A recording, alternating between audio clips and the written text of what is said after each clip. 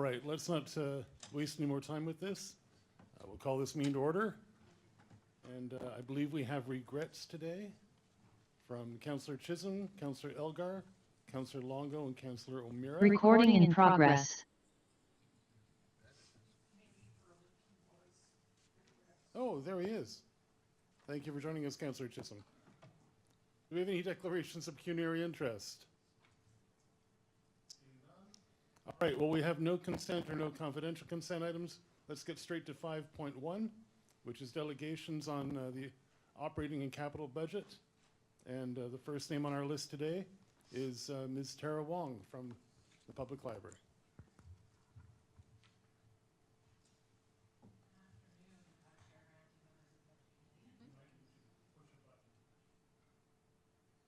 Good afternoon, Chair Grant and members of the Budget Committee.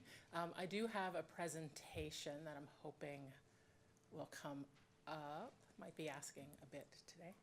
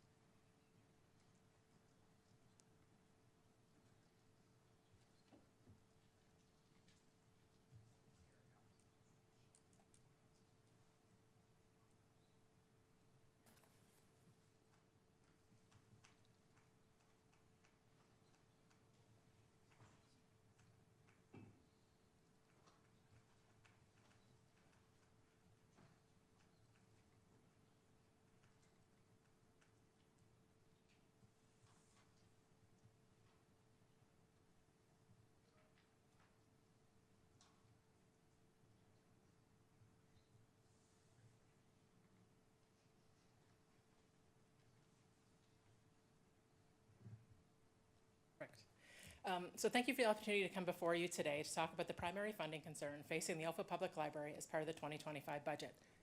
Next slide. At the beginning of this year's budget planning process, OPL was provided with direction to prepare its budget submission to the town based on an overall increase not to exceed 5.5% inclusive of growth. OPL then worked closely with our partners in finance and with the OPL board to create the 2025 budget that was included in your Town of Oakville budget package. Next slide.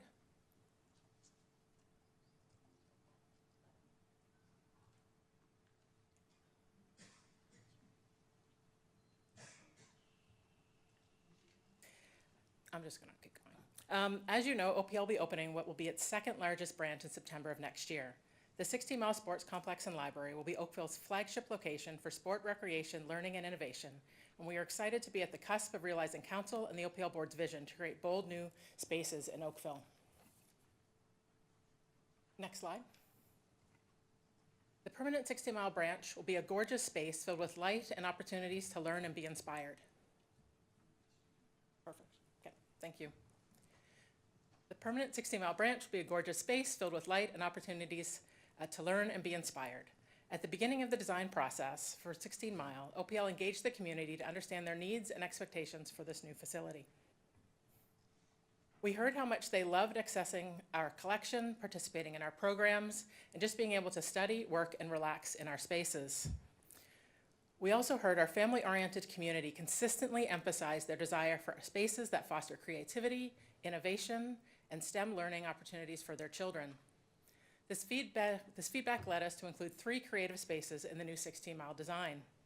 A creation zone, which provides everyone access to creative tools such as sewing machines, laser cutters, button making, Cricut equipment, and even 3D printers and 3D modeling software. The creation zone at Glen Abbey has been quite successful, and we have taken our learnings from there to improve on the space at 16 Mile. It includes a Tinker Lab adjacent to the children's area, which is designed to focus on STEM programming for school-age kids, enabling them to access fun and educational programming to help build confidence that will set them up for future success.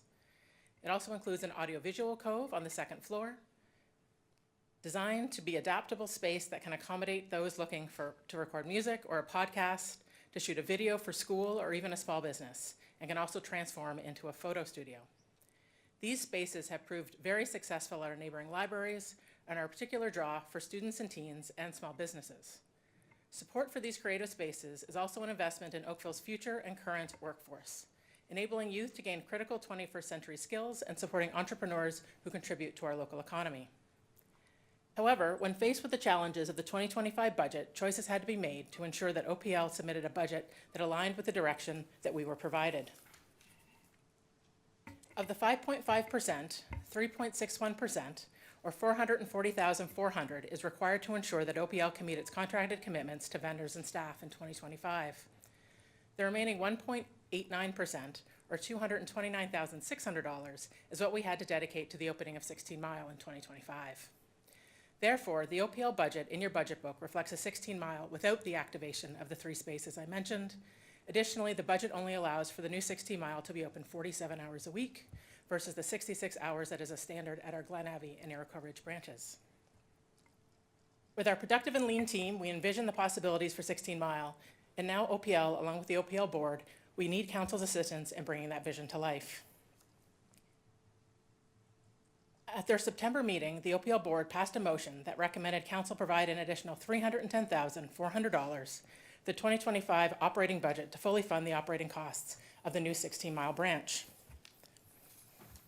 With this funding, we can make the final and necessary investment in staffing and space to support Oakville's youth, entrepreneurs, as well as the planned growth in the residents that brings.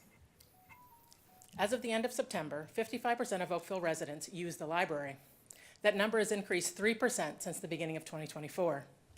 Additionally, we are above our pre-pandemic performance measures in almost all areas and continue to see strong community support from residents. All this allows me to confidently say that an investment in Oakville Public Library is an investment in Oakville itself.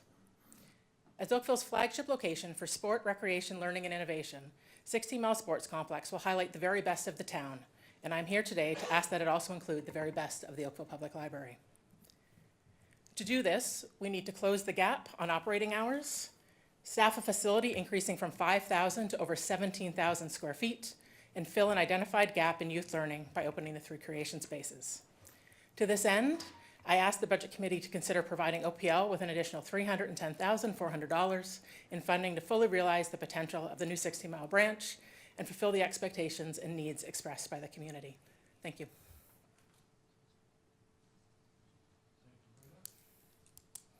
And do we have any questions from members of the committee? Seeing none?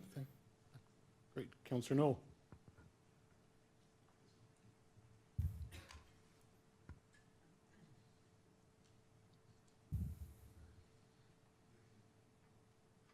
Test 1, 2, there we go. I feel like I need to have a lounge act with this thing. Thank you for the presentation. Obviously, I was part of that board decision and that recommendation that came forward. I just would like to flesh out a little bit more information. So as part of this process, I don't have the numbers in front of me, we also made some adjustments in terms of using development reserves to fund a couple other areas that we were unable to, I believe, on collections. Is that not correct? Did we not have to, we had to make good from within our own resources as well a little bit, I believe, in order to achieve some of the other things that we weren't able to do through the budget. Can you reconfirm that? Yeah, so last year, as part of the 2024 budget, recognizing the increased demand on our Glen Abbey branch as a result of the population growth in Ward 7 around the 16 Mile, we did put in additional full-time staff into Glen Abbey using our development funds with the idea that that would move to the permanent 16 Mile once it was available.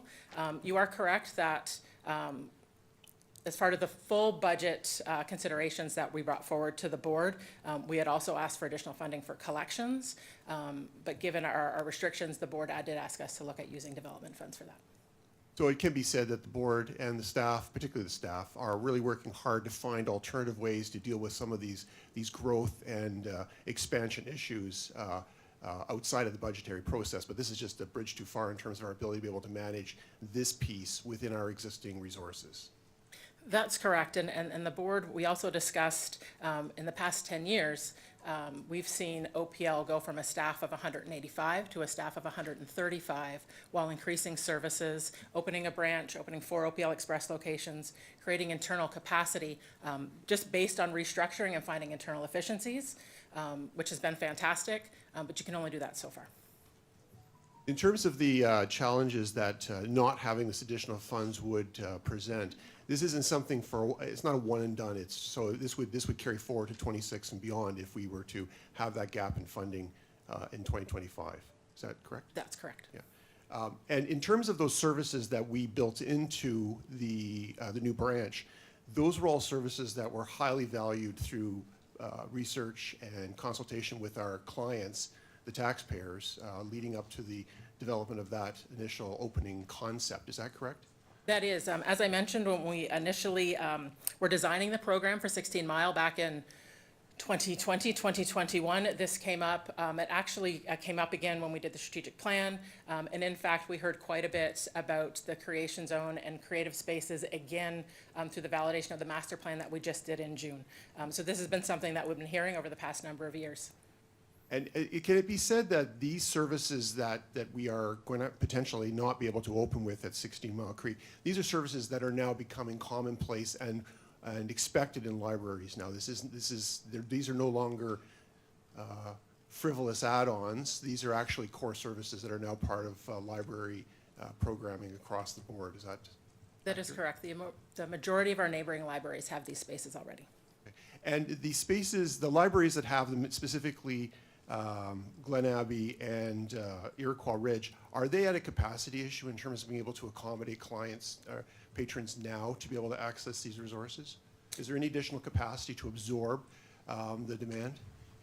So Glen Abbey has undergone a number of tweaks in order to try to meet the demand that we face at 16 Mile. Some of the challenges that we face directly related to the creation zone is that the initial startup phase with customers requires quite a bit of interaction with staff. They want to come in, they want to learn how to use the serger, the sewing machines, the 3D printer, the 3D modeling software, and they tend to come with projects in mind. And so it can take a little while as we shepherd those people into being independent users of that equipment. But it does happen, and then we get new ones.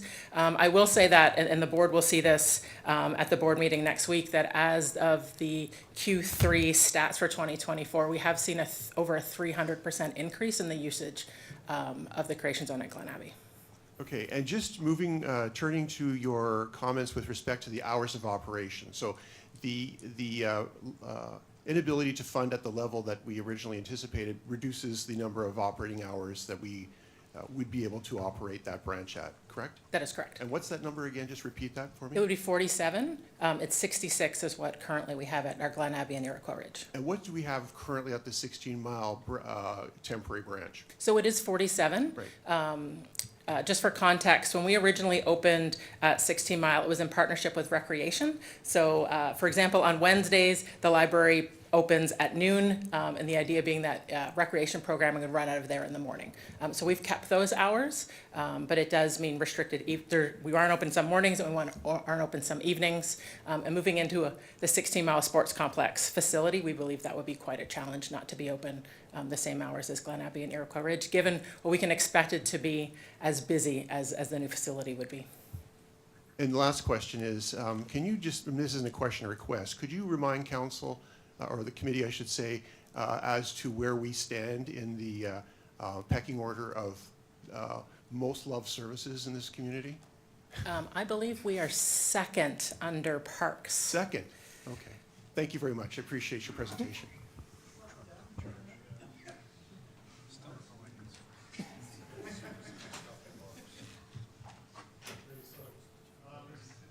Next, we have Councillor Haslett-Thiel. Thank you. That's a hard act to follow. Well done, Councillor Knoll. I just have a few clarifications. So in terms of collections, in the budget that you have submitted before the additional ask, was there an investment in continuing to ensure our collections are growing? No. And so last year you took some money out of development. Can you just give us a little bit of context around that? Are those dollars, what are those development dollars? So in 2023, we provided the board with a full collections overview with a plan to bring our collections up to standard. And that ask was an extra $100,000 a year for the next 5 years. We got that $100,000 last year into 2024. However, due to the pressures, we removed it from this year, from the request for 2025. So we'll have to look at development funds for the 2025 in order to be able to maintain current levels of service regarding the collection. Just for clarity, those development funds come from? They come from fundraising that the library participates in. Our book sales, our donors in the community. So right now, the current proposed budget before the additional ask doesn't allow for us to keep our collections up to date or to, I think the word you used, the standard. That is correct. Okay. My other question is just around services to other libraries. So 16 Mile is going to be fabulous, and all the work that's been done, you know, it's going to be a very great point of pride for a lot of people.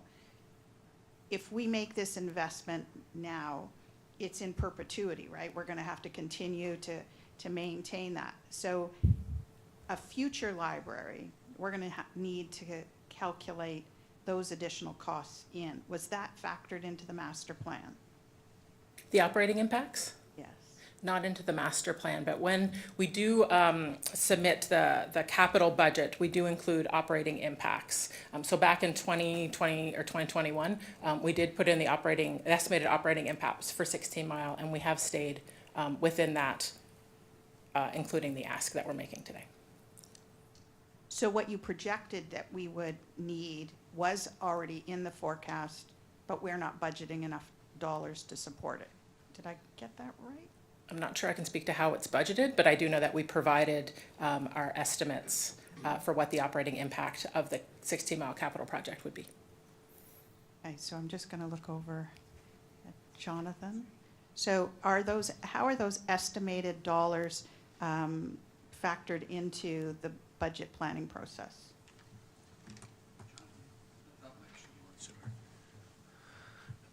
Through you, Chair Grant. Oh, that does work. Good. Every time we have a capital project, we do try to estimate what those operating impacts of putting that capital project into service, what they are. We try to get that information as we go through the forecast. But in the year that that project comes online, probably isn't the right term, but starts operating, that's when we refine that number to ensure that the right number is included in the budget, subject to the budget that's in place for that year, keeping in mind that the operating budget is approved for 1 year at a time. So I hope that helps. I think so. Clearer. My last and final question is the current budget without the additional ask causing any lowering of services in the other libraries across town? It does require us to eliminate approximately 1.5 FTEs from corporate departments. Wow. Wow. Thanks for coming out and helping us understand the need. Councillor Nanda? Thank you through you, Chair Grant. Thank you, Tara, for the presentation, and we are very excited about having 16 Mile come up. And I know we had discussed this before, that, you know, we need more of the operating budget. So I think this is just in relation to Councillor Hatherfield's last question. I was going to say, can you remind us for 47 hours versus 66, how much staff do we have for 47 hours and how many we require to bring it up to 66 hours? So in terms of staffing, just give me 1 sec, I got that.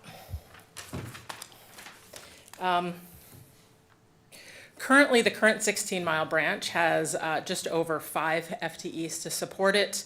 The current budget that's in your budget book would bring an additional 2.7 FTEs on, and then we would be looking to add in another 2 as part of the ask that I brought forward to you today. So the 310,000 would be going towards the FTEs and the operating? Correct. Okay. Okay, perfect. Thank you. Thank you. Questions? Thank you very much. Thank you. And next, we will call Ms. Allison Gemmell, representing the crabapple tree owners of Dalebrook Drive. Can you hear me? Yeah. Hi, I'm Alison Gemmell, and yes, I am representing the residents on Dalebrook Drive in Ward 6.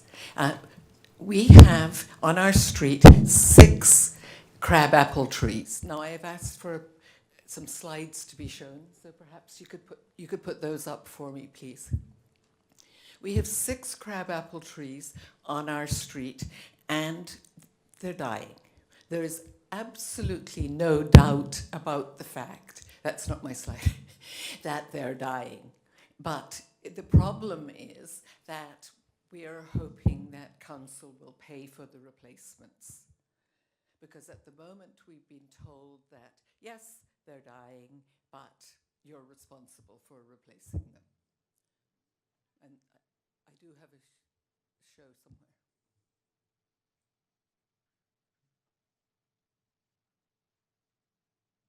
Sure, they're working on it in the back.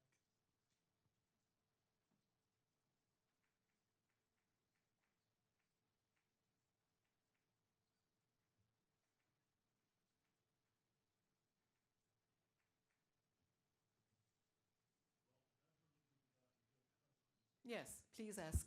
Sure. We'll start with Councillor Chisholm. Who is? Thank you, Mr. Chair. The crabapple trees, are they on town property or are they on private property? They're on town property. Thank you. Okay, now you can see that we have a picture there of one, and that was taken midsummer. Could you please show the next slide?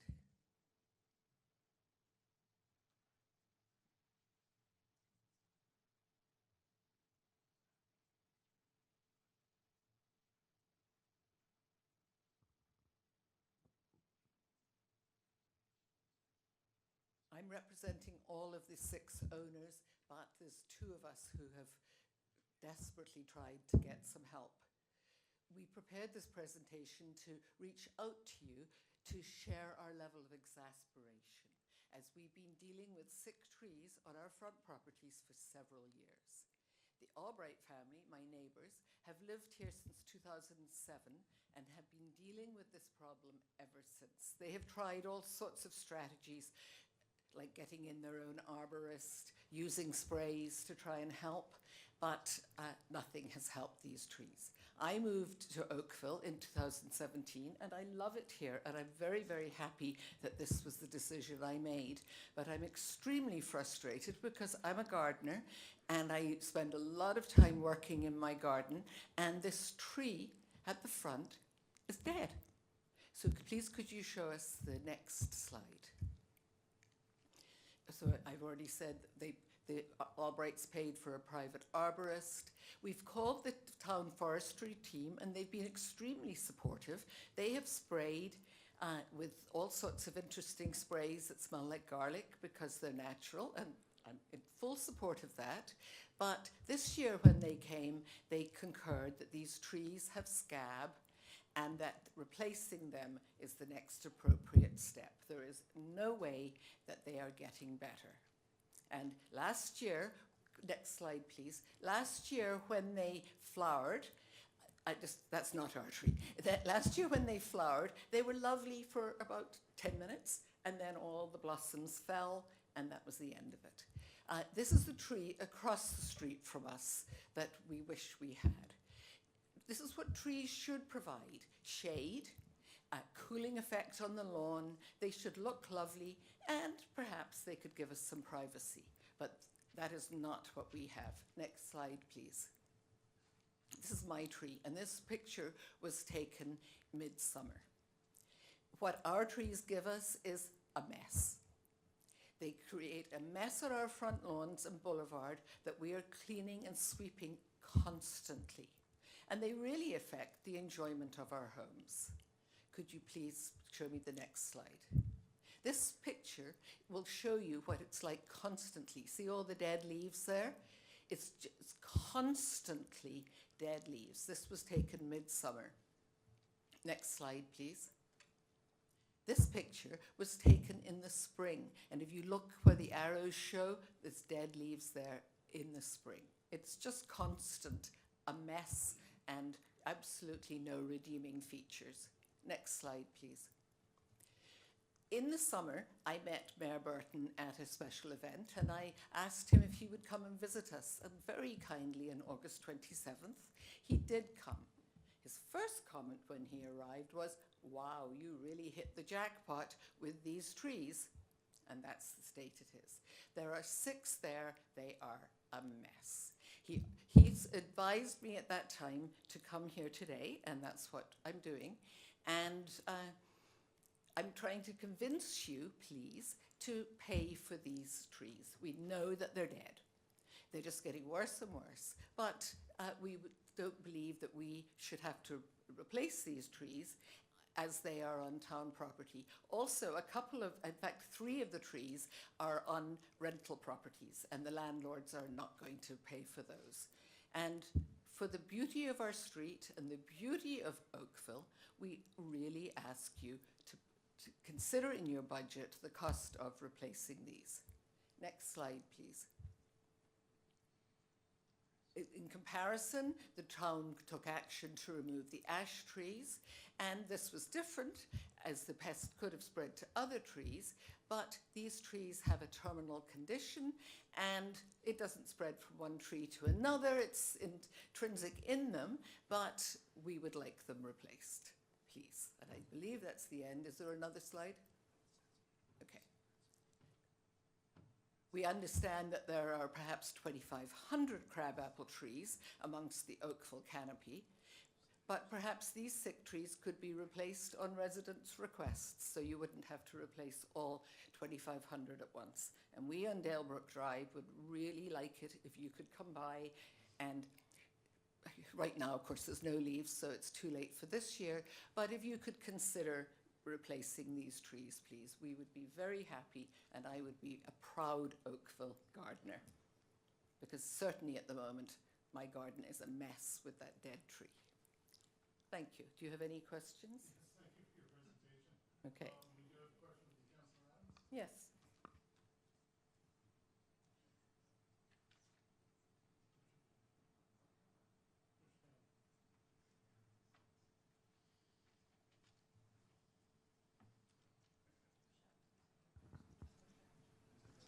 Old.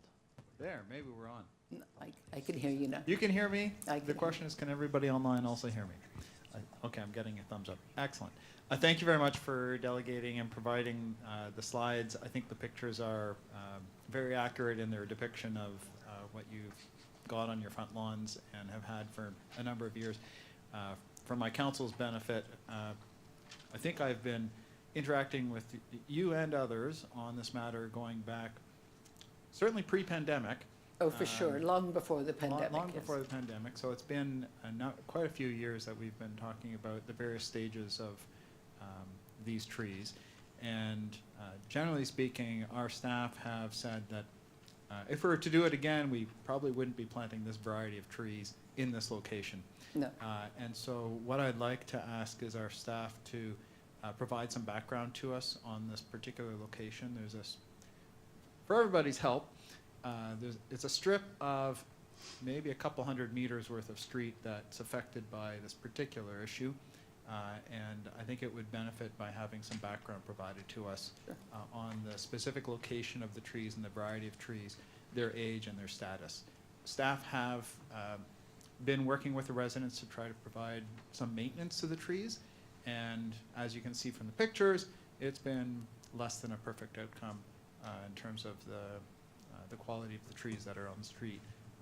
We could probably do better in terms of the type of tree that we have as street trees in this location. So, Chair, I wonder if our staff could, I don't know if they're prepared today to provide that information, or if they need to come back to committee at a later date with a memo and some further information that perhaps could also be shared with the residents.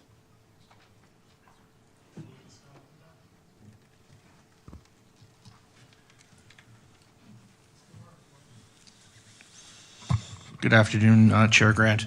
Councillor Adams, you're looking for some further information to come back specifically on these Dalebrook Drive trees? So we can certainly do that.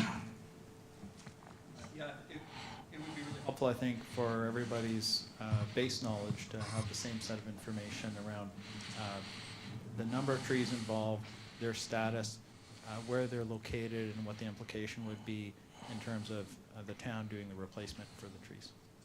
I think we're talking about approximately a half dozen trees that There are 6 on our street. are impacted on in this location, but it is one that we've been wrestling with, as you know, for a number of years. Yeah, just to reiterate, appreciate the delegation. The council did pass a policy in 2021 with respect to crabapple trees because of the situation the lady has brought forward here. Since that time, we've had 25 applications to remove crabapple trees.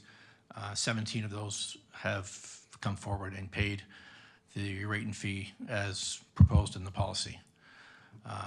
We have 2,830 crabapple trees townwide. That represents around 70,600 square meters of tree canopy. So that's just some really quick information on crabapples townwide. Recognizing we do no longer plant them anymore because of the apple scab.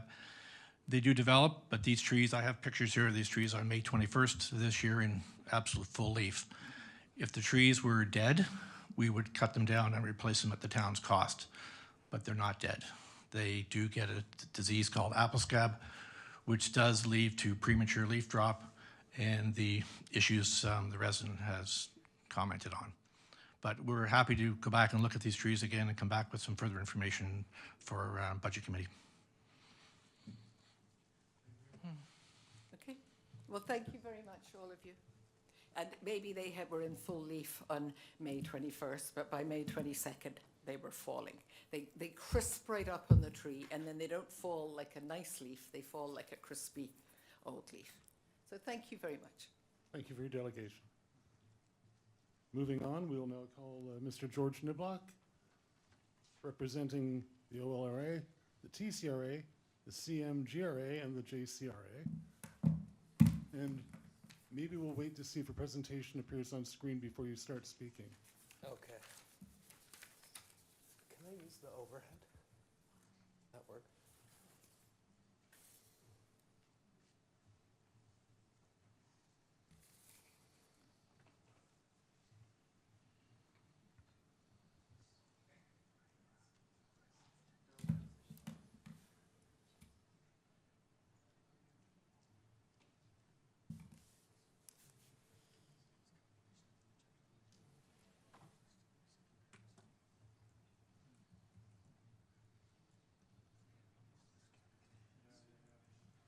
Once again, we appreciate everybody's patience with their technical difficulties today.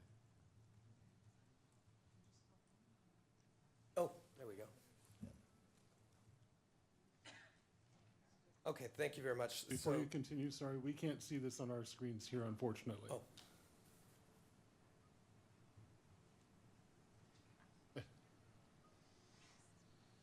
Well, it's somewhat useful if we could make it a little larger.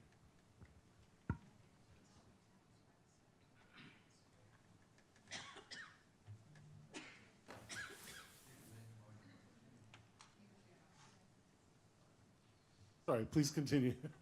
Thanks very much. So my name is George Niblock. I'm speaking to you on behalf of TCRA, CMGRA, OLRA, JCRA about the proposed redevelopment of the town square and the budget item. We appreciate that council and committee is moving forward with efforts to refresh the town square and bring it up to the standard of the rest of downtown Oakville. We'd like to see the project proceed on the current timeline, but we must get the details right in order for this square to continue to fulfill its intended purpose. We're requesting that a group of key stakeholders be convened to review the 2019 proposal, which is what you see on the screen. There's a community view that some elements of the proposal are out of date and edits to an existing plan are necessary to get it right. These edits are likely to help bring the project in under budget. The town square is a community meeting place and hosts a variety of programmed events, as well as offering a simple relaxation through outdoor seating and grass playing area for children and outdoor enjoyment for the community. The square also hosts musical experiences, art displays, and provides a venue for dining out at the restaurants and similar facilities which form three sides of the square. It is visited and enjoyed by all of Oakville and is part of the attraction which brings so many visitors to our community. The footprint of the square, the size of the square is approximately 100 by 135 feet. The town square is a place of civic pride and enhances the attractiveness of downtown Oakville for visitors to the many shops and services and restaurants it has to offer. We all know that the population of Oakville is growing and forecast to grow substantially in the coming years. The availability of green space will be at a premium as a result of increased building density and height. It will be necessary to maximize the functionality of existing green spaces. There's a concern in the community that some of the elements of the 2019 proposal for Town Square in fact reduce the usability and of the already limited area that is available. Introducing new elements such as large concrete planters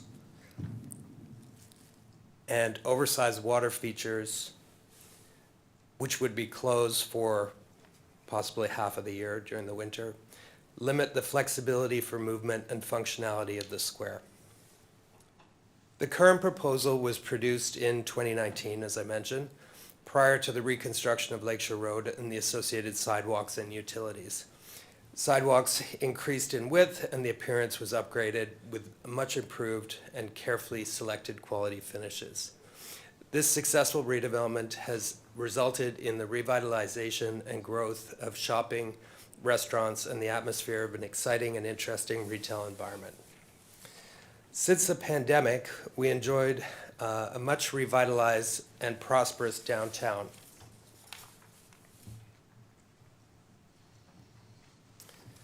The Mayor's newsletter of February 7th, 2024 notes that since 2019, the downtown has seen the addition of 60 new enterprises and a 23% rise in visitor numbers and a vacancy rate of just 6.2%. The need for an oversized water feature as a way of attracting visitors to downtown, as well as the barriers to entry to the square, seems out of date and in need of some simple edits to get it right. So the pictures that I'm showing here are kind of how the town square has been used, and it's quite interesting to see. I don't know if you can see that, but these are the steps that border Lakeshore Road, the sidewalk on Lakeshore Road, and the grass area of the square running east-west. And it's full of people sitting on them. This is the location that the big pond would go. And all of those places that people are sitting are also places to come in and out of the square, which would get eliminated in the current plan. The need, so again, our ask is for the committee or council to convene a meeting of key stakeholders to the project and town staff to make necessary changes to ensure the square refresh continues to fill its intended purpose, stays on current timeline, and with any luck delivers under budget. Thank you very much.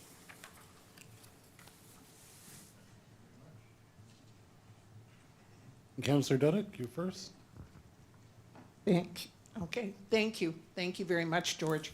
Okay, just so I understand what the ask is, I know that staff did considerable public consultation on this issue, to the point, if I'm not mistaken, that they sort of went over budget in terms of their consultation in order to make it a success. So you're not asking for a complete do-over. You're just asking for a tune-up, given that the area has changed thankfully, It as a needs- result yeah. of the investment that took place in downtown Oakville.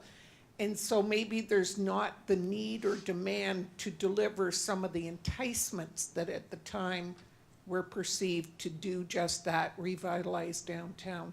It's got a new flavor to itself. Is that correct? I think that's exactly right, yeah. Okay, thank you. Councillor Haslett-Thiel. Thanks very much for coming out. My question is for Chris Mark, if he's still here.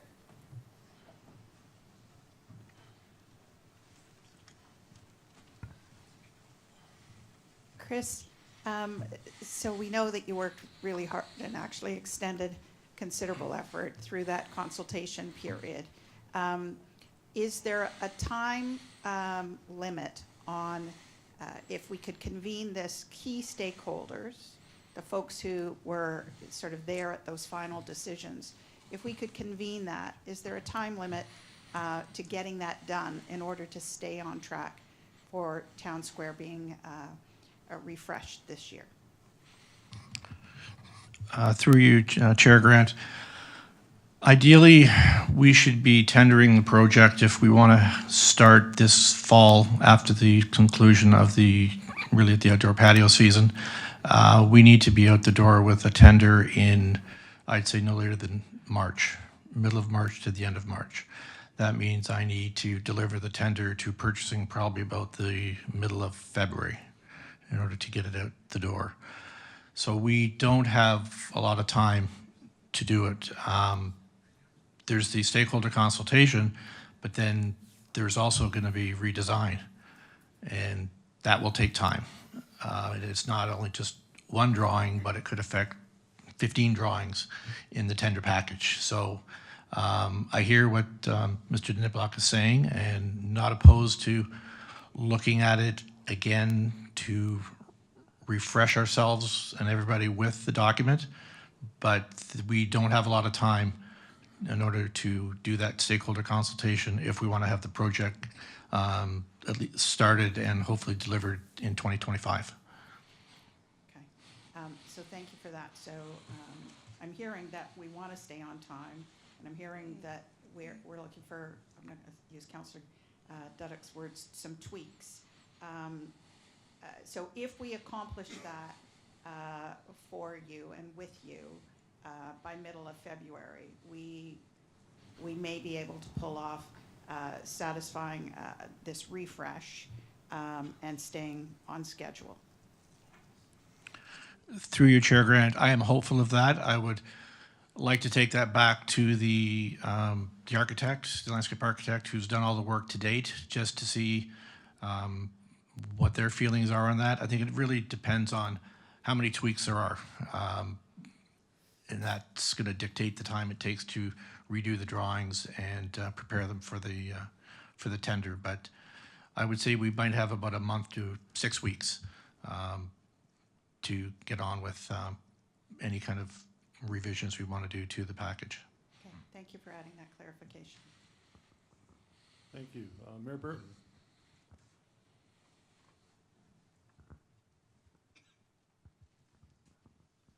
Thank you, Mr. Chair. I assume it's working. All right, great.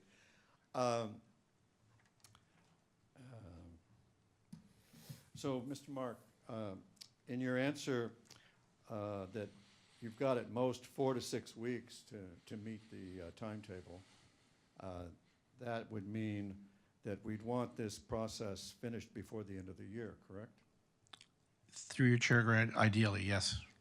Okay, thank you. George, the only thing that troubles me about this is the fact that we're going to be setting aside the public consultation that was so extensive. And I worry about leaving out any public consultation step after the key stakeholders have made their edits to the design. That's a troubling part for me. So I sense that you may have already talked to the key stakeholders, and you mentioned two things that you wanted to edit, the 2 large planters and the water feature that would be idle half the year. Are there any other edits already identified? There are a couple, yep. I mean, so we have a drawing that shows everything. We can hand that to Chris Mark right away. In terms of the stakeholder public engagement that's already happened, we're still fulfilling all of the requirements that were identified by the public. We've got that analysis, and on the outside yellow circle, it states add water feature, but not to encumber space. So I would argue that the changes that we're suggesting actually satisfy the public engagement that was that took place previously. Well, so thank you for the offer to supply the drawing that the key stakeholders have come up with. I think that would be helpful. I'm wondering if we could move more quickly than 4 to 6 weeks by having a meeting with the key stakeholders and then circulating to the public this edit and try to satisfy the town's commitment to consultation on a broad level for something that is, after all, I think everybody in town considers to be a town-wide Yes. attraction. And then I'll close. So if you're agreed with that, then I think staff and I can organize that, and maybe we can get to a quick and satisfactory outcome. And I'll just close with a story I have to tell you from Harry Barrett, who was mayor for 6 terms back in the 70s and 80s. And he and I were chatting once about why the Centennial Project was opened in 77 instead of 67. And this was Harry's wonderful remark. He says, well, Rob, this is Oakville, and we like to discuss a thing real good before we actually do it. So we'll have some more discussion and see if we can't get it right. We'll add quick discussion to that, yeah. Thank you. Thank you. Thank you very much.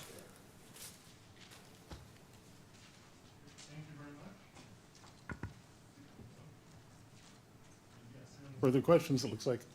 So at this point, we'll open it up. If there's anybody in the audience who'd like to come forward and make a delegation. And seeing, okay.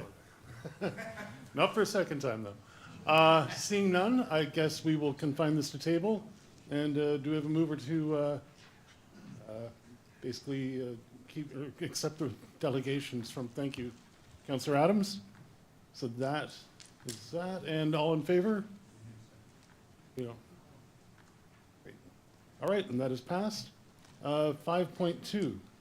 Yes, Mayor Burton.